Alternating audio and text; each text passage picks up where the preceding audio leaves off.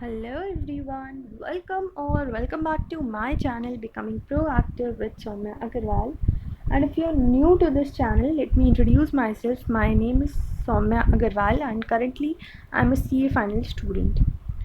So I have brought up a series of standards on auditing, and these standards will be with the exam oriented approach. ये सारे ऐसे exam oriented approach के साथ में मैं करवाऊँगी. And also if you want the PDF of these essays, I have already uploaded the PDF of SC 200 on my Telegram channel. So you can join my Telegram channel. I'll provide the link in the description. So without any further ado, let's get started into the video. So SE 200, the name of SE 200 is Overall Objectives of the Independent Auditor and Conduct of an Audit in Accordance with Essays. तो ये जो essay है ये आपका 2 parts में divided है.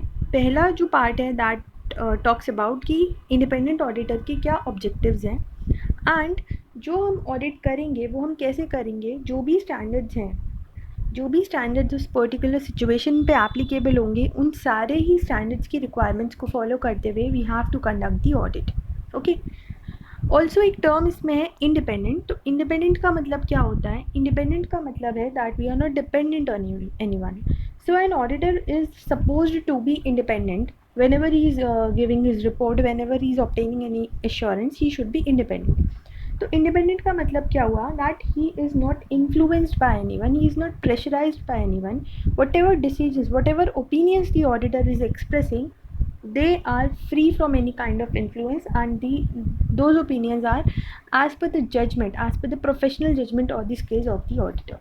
Okay, so this was about SE 200 name. अब हम लोग बारी बारी करके जो कंटेंट है उस पर आते हैं. तो जो SE 200 है उसकी बेसिकली 2 ऑब्जेक्टिव्स हैं. First is to obtain reasonable assurance that the financial statements are free from material misstatement, and the second objective is to report and to communicate as required by SS in accordance with auditor's finding. तो इसका मतलब auditor को क्या लेना होगा? Reasonable assurance लेना होगा कि जो फाइनेंशियल स्टेटमेंट्स हैं वो किसी भी तरीके की मटीरियल मिस स्टेटमेंट से फ्री हैं. जो मटीरियल वर्ड है ना, that totally depends upon the professional judgement और you can say the risk assessment. Okay. तो ये वाले जो टर्म्स हैं ये आप 315 और 320 में ज़्यादा अच्छे से पढ़ोगे. सो जो भी ऐसी इंटर रिलेटेड टर्मिनोलॉजीज़ हैं मैं उसका डिस्कशन एप्लीकेबल ऐसे में ही करूँगी, बिकॉज टाइम का भी हम लोगों को देखना है. लेकिन मैं आपको बता दूं कि जैसा भी जो भी एनवायरनमेंट रहता है, जो भी रिस्क असेसमेंट रहता है, उसी के ही बेसिस पे ऑडिटर क्या डिसाइड करता है, मटीरियलिटी लेवल डिसाइड करता है, एंड उसी से ही फिर हम निकालते हैं कि ये चीज़ मटीरियल है या इमटीरियल है. तो अगर कोई भी मटीरियल मतलब इम्पॉर्टेंट मिस स्टेटमेंट है या नहीं है, so this only the auditor has to check कि फाइनेंशियल स्टेटमेंट्स में ऐसी कोई मिस स्टेटमेंट तो नहीं है जो फाइनेंशियल स्टेटमेंट्स पे बहुत ज़्यादा इम्पैक्ट कर रही है. अगर बहुत ज़्यादा इम्पैक्ट कर रही है तो ही हम उसको बोलेंगे मटीरियल मिस स्टेटमेंट. अगर उतना इम्पैक्ट नहीं कर रही है, जैसे सपोज़ अगर कोई 100 करोड़ की फाइनेंशियल स्टेटमेंट है, बैलेंस शीट है सपोज़ 100 करोड़ की, तो उसमें अगर कोई 90 करोड़ की ट्रांजेक्शन है या 50 करोड़ की भी ट्रांजेक्शन है तो वो डिपेंड करेगा कि वो किस हद तक मटीरियल है, एंड अगर वो मटीरियल है तो उसमें क्या मिस स्टेटमेंट है, दैट विल डिपेंड. तो ऑडिटर को यही चीज़ चेक करनी है, उसको इस चीज़ की रीजनेबल एश्योरेंस लेनी है कि जो फाइनेंशियल स्टेटमेंट्स है they are free from any kind of material misstatement. ये सारी कीवर्ड्स हैं. Okay, so you can underline them, और if you are noting down then उसमें आप इसको अंडरलाइन कर सकते हो, हाईलाइट कर सकते हो. ओके. ऑल्सो जो सेकंड वाला जो ऑब्जेक्टिव है वो क्या बोलता है कि रिपोर्ट दो और कम्युनिकेट करो जो भी एसएस की रिक्वायरमेंट है उसके हिसाब से. अब ये दोनों ही ऑब्जेक्टिव्स ऑडिटर किस बात को ध्यान में रखते हुए करता है कि जो यूज़र्स हैं ना फाइनेंशियल स्टेटमेंट्स के, उनका जो डिग्री ऑफ कॉन्फिडेंस है वो बढ़ जाएगा. जैसे रिलायंस की ऑडिट रिपोर्ट पढ़ के जो भी उसके यूज़र्स हैं, जो इन्वेस्टर्स हो गए, स्टेक होल्डर्स हो गए, तो उनका क्या हो रहा है, उनका कॉन्फिडेंस उससे बढ़ जाएगा ऑडिट रिपोर्ट पढ़ के. तो हमारा जो ऑब्जेक्टिव यहाँ रहता है वो यही रहता है, to enhance the degree of confidence of the intended users. So basically 2 objectives हैं, और इन ऑब्जेक्टिव से क्या होता है, जो यूज़र्स हैं फाइनेंशियल स्टेटमेंट्स के उनका कॉन्फिडेंस बढ़ जाता है. अब इसमें आपने एक टर्म पढ़ा होगा, reasonable assurance. RA stands for reasonable assurance. तो रीजनेबल एश्योरेंस का मतलब क्या हुआ? रीजनेबल एश्योरेंस का मतलब होता है high level of assurance but it is not absolute. That means auditor किसी भी तरह से गारंटी नहीं दे रहा या किसी भी तरह से 100% ये नहीं बोल रहा कि ये जो फाइनेंशियल स्टेटमेंट्स ये 100% फ्री है मटेरियल मिस स्टेटमेंट से। वो ये बोल रहा है कि मैंने अपने हाईएस्ट लेवल तक चेक करा है, जहाँ तक मैं चेक कर सकता था कि ये जो फाइनेंशियल स्टेटमेंट्स हैं ये फ्री हैं from any kind of material miss statement. Okay, और जो ऑडिटर है वो क्या करेगा, वो ऑडिट रिस्क को एक एक्सेप्टेबली लो लेवल तक रिड्यूस करेगा एंड उसके बाद में ही वो क्या लेगा, वो लेगा एक रीज़नेबल एश्योरेंस। ये रीज़नेबल एश्योरेंस हम क्यों दे सकते हैं, हम एब्सोल्यूट एश्योरेंस क्यों नहीं दे पाते, उसके पीछे भी रीज़न है, क्योंकि जो ऑडिट है ना उसमें कुछ इनहेरेंट लिमिटेशंस हैं। इनहेरेंट लिमिटेशंस का डिस्कशन अभी हम करते हैं।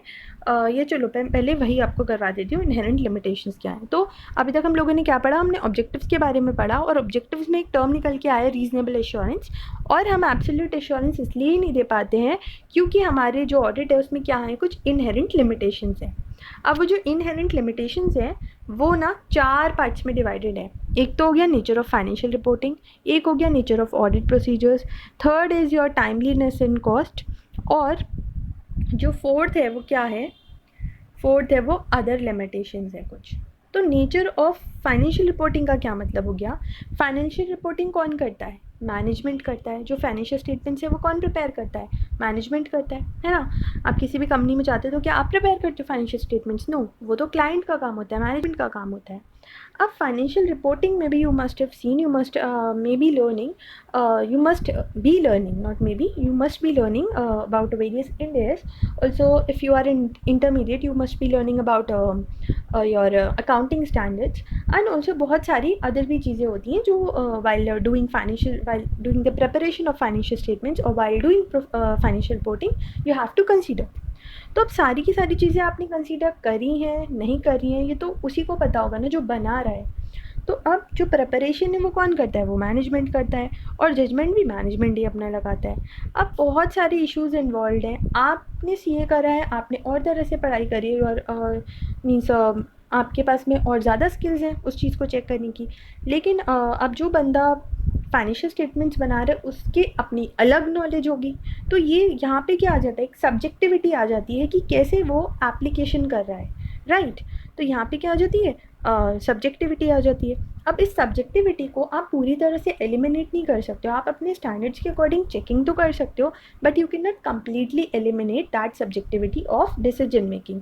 सो बिकॉज जो फाइनेंशियल रिपोर्टिंग है उनका नेचर ही ऐसा होता है कि वो मैनेजमेंट ने बनाया, मैनेजमेंट ने ही अपनी जजमेंट लगाई है, सो you can not be 100% sure about anything. तो इस वजह से क्या निकल कर आती है, इनहेरेंट रिस्क निकल कर आती है। Okay, so first inherent risk I hope आपको क्लियर हो गया होगा। The next inherent limitation is कि जो नेचर है ऑडिट प्रोसीजर्स की। अब जो ऑडिट प्रोसीजर्स मीन्स जो प्रोसीजर्स ऑडिट में लग रहे हैं उसमें क्या है ना, उसमें you have practical and legal limitations होती हैं कि आप इस तरह से ऑडिट एविडेंस ऑब्टेन कर सकते हो, इस तरह से नहीं कर सकते हो, मीन्स हर चीज़ का एक प्रोसीजर होता है। ऑल्सो मैनेजमेंट ही अगर फ्रॉड में इन्वॉल्व है तो वो आपको गलत सलत इन्फॉर्मेशन दे सकती है, आप जो मांगोगे वो हो सकता है ना दे, और वो इंटरनल कंट्रोल्स को भी मैनिपुलेट कर सकती है। और जो फ्रॉड है वो बहुत ज़्यादा सोफिस्टिकेटेड मैनर में होता है, एंड साथ में आपके पास में लीगल पावर्स नहीं होती हैं, you do not have any powers for official investigation. तो आप एक हद तक ही चेक कर सकते हो, आपके ऑडिट प्रोसीजर्स इस तरह से नहीं हैं कि आप कोई भी तरह की इन्वेस्टिगेशन कर लो। तो इस वजह से you can not give any type of conclusive evidence, आप सिर्फ कुछ परसुएसिव ऑडिट एविडेंस ही ऑब्टेन कर सकते हो, एंड उसी के ही बेसिस पे आप एक रीजनेबल एश्योरेंस जो है वो ऑब्टेन करते हो। Okay, so this is the second inherent limitation जिसकी वजह से we are not able to give absolute assurance. Now number third is timeliness in cost benefit analysis. Auditor के पास में लिमिटेड ऑडिट फीस का ही होता है, प्रोफेशनल एथिक्स में भी ये डिफाइंड है बहुत अच्छी तरह से कि एक ऑडिटर बहुत ज़्यादा एक्सेस ऑडिट फीस चार्ज नहीं कर सकता। तो आपके पास में लिमिटेड तो टाइम हुआ, लिमिटेड आपके पास में बजट है, अब उसमें आप क्या कर लोगे, कितनी चीज़ें आप चेक कर लोगे। Although they have mentioned it very clearly कि matter of difficulty, time and cost is not in itself a valid base for the auditor to omit any audit procedure for which there is no alternative। अगर आपको लग रहा है कि कोई alternative नहीं है तब तो of course you cannot means आप ये कहकर बच नहीं सकते हो कि मैंने ये इसलिए नहीं किया क्योंकि मेरे पे टाइम नहीं था, या मैंने इसलिए नहीं करा कि कॉस्ट का बहुत ज़्यादा इशू था, you can not do this, you can not defend your self by saying that, तब तो आप गिल्टी होगे। बट अगर आपको कोई ऑल्टरनेटिव मिल रहा है, या फिर जिसे होता है ना कि साइट पर जाकर ही आपने चेक करनी है, अब सपोज़ वो चीज़ ऐसी जगह पर है जहाँ पर जाना पॉसिबल ही नहीं हो पा रहा है, या फिर आप ये कह सकते हो कि जैसे स्टॉक ऑडिट पे आप गए, अब ऑन साइट आपको चेकिंग करनी थी, अब वो जो उनका गोडाउन वगैरह था वो कहीं ऐसी जगह था जहाँ उस टाइम पे पहुँचना पॉसिबल नहीं था, तो ऐसे केस में आप ऑडिट नहीं करोगे क्या? नहीं, आप उसके लिए अगर कोई दूसरा ऑल्टरनेटिव पॉसिबल होगा तो दोगे। और अगर आपको लगेगा कि मैं जो है ये ओपिनियन नहीं दे पा रहा हूँ, तो आप वो चीज़ मॉडिफाइड ओपिनियन दोगे उस केस में, राइट? आपके पास में sufficient and appropriate audit evidence नहीं है तो आप वैसे करके दोगे ओपिनियन अपनी। तो वो चीज़ है। तो इसमें यही है कि आप रीज़नेबल एश्योरेंस अगर दे रहे हो तो आपको सारे के सारे जितने हद तक आपसे हो सकते हैं, जितना प्रैक्टिकली पॉसिबल है, वो सारे ऑडिट प्रोसीजर्स तो आपको करने ही करने हैं। इन केस ऑडिट प्रोसीजर्स के बाद में भी you are facing any issues तो फिर चल जाएगा, ठीक है?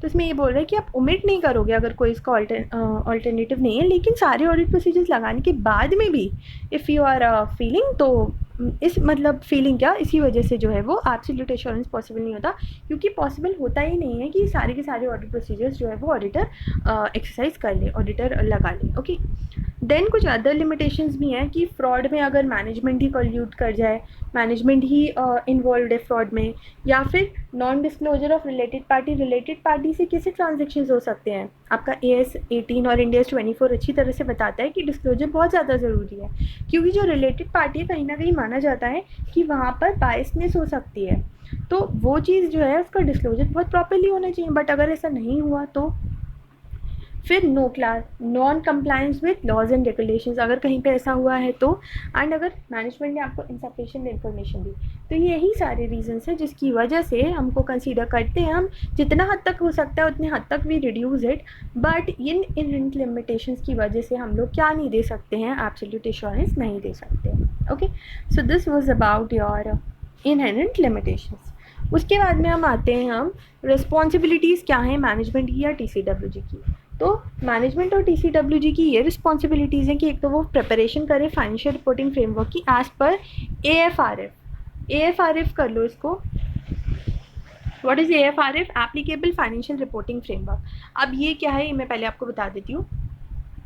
एप्लीकेबल फाइनेंशियल रिपोर्टिंग फ्रेमवर्क एक ऐसा फाइनेंशियल रिपोर्टिंग फ्रेमवर्क है जो मैनेजमेंट या TCWG लगाएगा फाइनेंशियल स्टेटमेंट्स के प्रिपरेशन के टाइम पे, और जो कि acceptable in the view and nature of entity and objective of financial statements और रिक्वायरमेंट बाय लॉ और रेगुलेशन। मतलब जो नेचर है एंटिटी का उसके हिसाब से जो फाइनेंशियल रिपोर्टिंग फ्रेमवर्क होनी चाहिए उस हिसाब से जो है वो जो मैनेजमेंट है वो प्रिपेयर कर रहा है, एंड जो लॉज एंड रेगुलेशंस ने बोल रखा है उसके अकॉर्डिंग वो प्रिपेयर कर रहा है। ओके, तो ये फाइनेंशियल रिपोर्टिंग फ्रेमवर्क एक तरह से आप यही समझ लो गाइडलाइंस होती हैं जो कि मैनेजमेंट को लगानी चाहिए। ओके, इसमें ही दो चीज़ें आती हैं, फेयर प्रेजेंटेशन फ्रेमवर्क और कंप्लायंस फ्रेमवर्क। तो कंप्लायंस फ्रेमवर्क का तो ये मतलब हो गया कि आपको लॉज एंड रेगुलेशंस के साथ में कंप्लाई करना है। फेयर प्रेजेंटेशन फ्रेमवर्क का क्या मतलब हुआ कि मैनेजमेंट को अपना जो फाइनेंशियल स्टेटमेंट्स प्रिपेयर करना है वो बहुत ही क्लियर तरह से प्रिपेयर करना है, प्रेजेंट करना है। तो इसका मतलब क्या हुआ, जैसे अगर कोई पॉइंट ऐसे हैं जो कन्फ्यूजन क्रिएट कर सकते हैं तो आप उन पॉइंट्स को एलिमिनेट कर दो,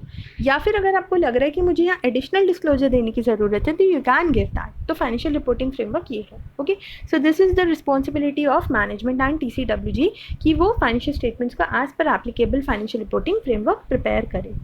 और साथ में जब ऑडिट चल रहा होगा तो मैनेजमेंट की ये रिस्पॉन्सिबिलिटी है कि उसको ऑडिटर को देना होगा, क्या क्या देना होगा।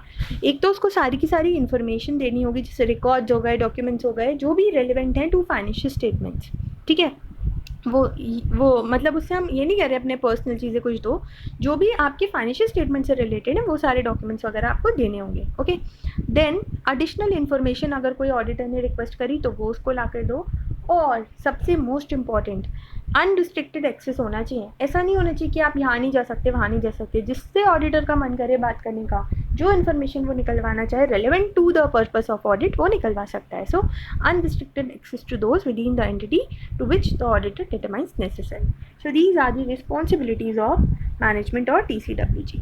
ओके, ये मैंने आपको बता ही दिया। अब हम आ जाते हैं अपने लास्ट पेज पर, जिसमें हम बात करेंगे स्कोप और रिक्वायरमेंट के बारे में। तो स्कोप जो है वो क्या है, scope of audit, scope of audit में क्या क्या आता है आपका, terms of engagement, standards and guidance notes, requirement of legislation.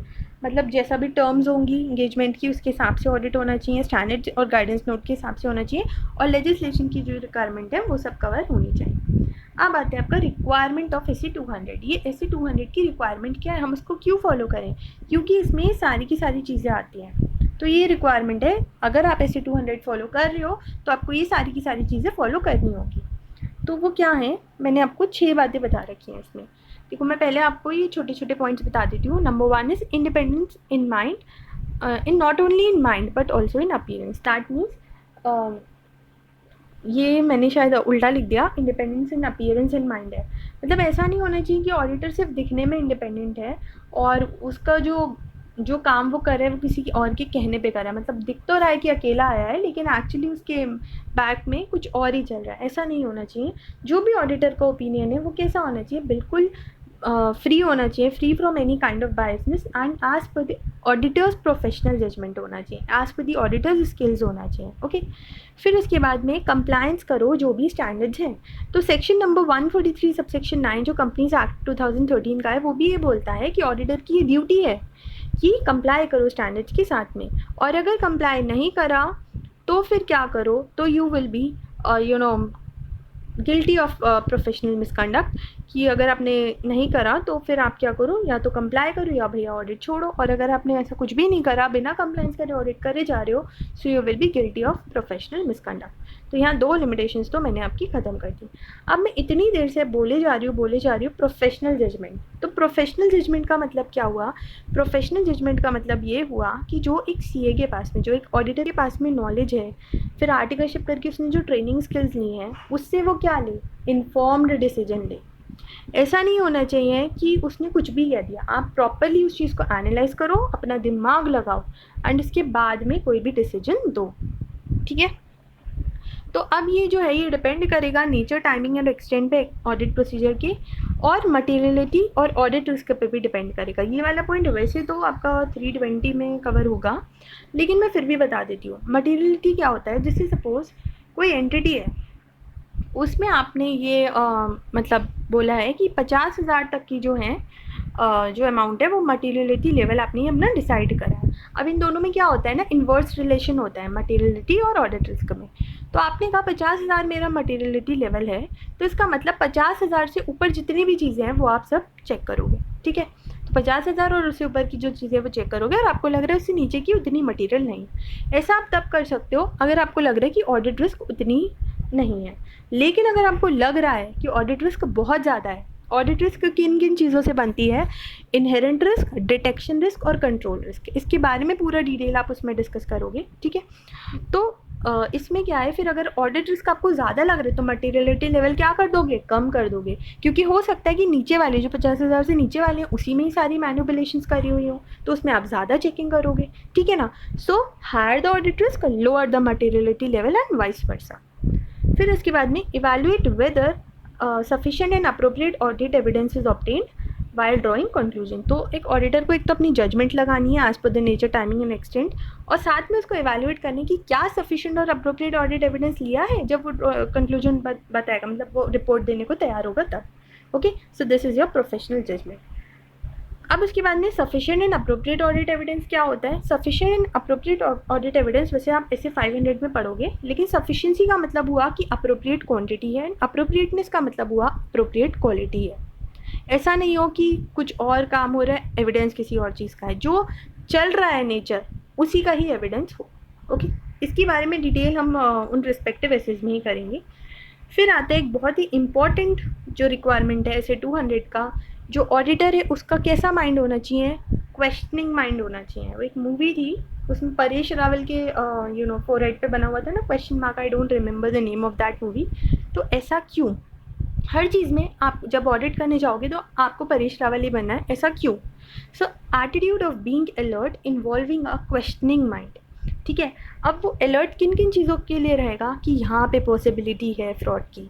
सो वो जो आते हैं ना एसीपी प्रद्युमन कुछ तो गड़बड़ है, so this should be your attitude कि कुछ तो गड़बड़ है यहाँ। अगर आपको कुछ भी ऐसा दिख रहा है कि यहाँ मतलब मैनेजमेंट आपको लग रहा है कि ये इन्फॉर्मेशन नहीं देना चाह रहा या ये आपका ध्यान भटका रहा है बार बार, सो आप वहाँ पे क्या हो जाओ, अलर्ट हो जाओ, यहाँ पॉसिबिलिटी है फ्रॉड की। फिर आप ये देखो कि यहाँ जो डॉक्यूमेंट्स है वो रिलायबल है, सो रिलायबिलिटी की तरफ भी you should be very alert. And अगर आपको लग रहा है कि कॉन्ट्राडिक्टरी ऑडिट एविडेंस है तो उसके लिए भी you have to be alert. तो ये मैंने ना कुछ आपको की पॉइंट्स दे दिए प्रोफेशनल स्केप्टिसिज्म पे। वैसे तो बहुत कुछ है लिखने को, लेकिन ये कुछ की पॉइंट्स आप इसको लिख दोगे तो आपको मतलब अच्छा आंसर बन जाएगा। So attitude of being alert to possibility of fraud, then your reliability of documents and contradictory audit evidence, and involving a questioning mind. Also, the auditor is expected to maintain professional scepticism, ये PS है, through out the audit. उसको through out the audit professional scepticism exercise करना चाहिए, जिससे कि वो किन बातों को रिड्यूस कर सके, वो 3 चीज़ों को रिड्यूस कर पाएगा: overlooking unusual circumstances, over generalising when drawing conclusions, and giving inappropriate assumptions regarding nature, timing and extent. तो इसका मतलब क्या हुआ, overlooking unusual circumstances, unusual circumstances अगर हो जाएंगे तो उसको आप ओवरलुक मतलब इग्नोर नहीं करोगे, क्योंकि आप कैसे हो, अलर्ट हो। इसी तरह से अगर आप प्रोफेशनल स्केप्टिसिज्म एक्सरसाइज करोगे तो जब आप कंक्लूजन्स ड्रॉ करोगे तो जो बातें बहुत ज़्यादा इंपॉर्टेंट है उसको आप ओवर जनरलाइज नहीं कर दोगे, उसको जनरल कैटेगरी में नहीं लोगे, उसको अलग ही से ट्रीट करोगे। इसी तरह से आप इनअप्रोप्रिएट assumptions नहीं लोगे और nature, timing and extent proper तरह से जो है वो आप ना डिसाइड करोगे। Okay, so this was about your professional scepticism. अब हमारा लास्ट आता है एथिकल रिक्वायरमेंट। तो ये जो है ये मैंने वैसे तो जो आपका 18.1 वाला वीडियो था उसमें बहुत अच्छे से एक्सप्लेन किया हुआ है प्रोफेशनल एथिक्स वाली में, फिर भी मैं यहाँ रिपीट कर देती हूँ। आपकी फंडामेंटल प्रिंसिपल्स भी होते हैं, इसको हम एथिकल रिक्वायरमेंट्स भी कहते हैं, कोड ऑफ एथिक्स में दिया हुआ है। तो एक ऑडिटर को कैसा होना चाहिए, इंटीग्रिटी एक्सरसाइज करनी चाहिए, ऑब्जेक्टिविटी, कॉन्फिडेंशियलिटी, प्रोफेशनल बिहेवियर होना चाहिए, professional competence and due care होनी चाहिए। इंटीग्रिटी का क्या मतलब हुआ कि एक ऑडिटर को क्या होना चाहिए, ऑडिटर को स्ट्रेट फॉरवर्ड और ऑनेस्ट होना चाहिए। उसको अगर कुछ भी ऐसा मतलब पता लग गया है कि कुछ यहाँ पे गड़बड़ है या किसी मिस स्टेटमेंट के बारे में उसको पता लग गया है, तो वो क्या करे, उस चीज़ से खुद को डिसोसिएट करने की कोशिश करे, मतलब उस पर वो प्रॉपर एक्शंस ले। इसी तरह से objectivity, so what is objectivity, कि जो ऑडिटर है वो ऑब्जेक्टिव होना चाहिए, उसका जो डिसीजन है वो किसी से इन्फ्लुएंस नहीं होना चाहिए। कॉन्फिडेंशियलिटी का मतलब वो अपनी जो भी इंफॉर्मेशन है क्लाइंट की वो कैसी रखे, confidential, even through out the audit और उसके बाद में भी। प्रोफेशनल बिहेवियर मतलब जो ऑडिटर है उसको प्रोफेशनल रहना चाहिए, उसको किसी भी तरह से इंस्टीट्यूट की जो बदनामी है वो नहीं करानी चाहिए कि वो एक CA है, भाई वो बाहर भी CA ही है ना, तो आपको कुछ भी अगर कर रहे हो, जैसे CA ने चोरी कर ली तो क्या आएगा न्यूज़पेपर में या कहीं पे भी कि CA ने चोरी करी, आपका नाम नहीं आएगा, तो आप प्रोफेशन को बदनाम कर रहे हो ना। तो इसलिए आपका जो बिहेवियर होना चाहिए वो बहुत ज़्यादा प्रोफेशनल होना चाहिए। ओके, और अगर आपको लग रहा है कि कोई भी मतलब यहाँ पे प्रॉब्लम है तो फिर आप क्या करो, कोई वायोलेशन है तो फिर आप अपनी मदर बॉडी को कंसल्ट करो, आप अपने पार्ट से ऐसे एक्शन मत लो। ओके, आपको किसी भी तरह से मतलब प्रोफेशन को डिसरिप्यूट में नहीं लाना है। फिर professional competence and due care मतलब कॉम्पिटेंट होना चाहिए, उसके पास में स्किल्स होनी चाहिए, नॉलेज होनी चाहिए, और उन नॉलेज का एप्लीकेशन भी वो बहुत प्रॉपरली करे। ओके, तो इसके जो कीवर्ड्स है ना वो आप उस वीडियो से अगर देख लोगे तो ज़्यादा बेटर रहेगा, वरना मैंने आपको मेन तो बता ही दिया। तो ये यहाँ पर आपका इससे 200 जो है वो ओवर हो गया है, एंड आई होप दैट इससे आपको हेल्प मिलेगी। एंड इसकी PDF जो है वो मैंने शेयर कर दी है। आपको अगर राइटिंग समझ में आ रही हो तो आप इसका प्रिंट भी ले सकते हो, एंड अगर आपको लग रहा है कि नहीं समझ आ रही राइटिंग तो इसका यूज़ करके आप अपनी नोट्स भी बना सकते हो। एंड आई होप कि इसके बाद में आप ऐसे 200 के सारे क्वेश्चंस कर पाओगे। So all the very best. And अगर आपको मेरा वीडियो अच्छा लगे तो प्लीज़ इसको शेयर करो, एंड अगर आप शेयर करोगे तो ज़्यादा लोगों तक पहुँचेगा, एंड इससे मुझको मोटिवेशन मिलेगा कि मैं दूसरा वीडियो जो है वो बहुत जल्दी आपके लिए लेकर आऊँ। So I will bring the video of AC 210 very soon. Till then, all the very best and keep working hard. Thank you.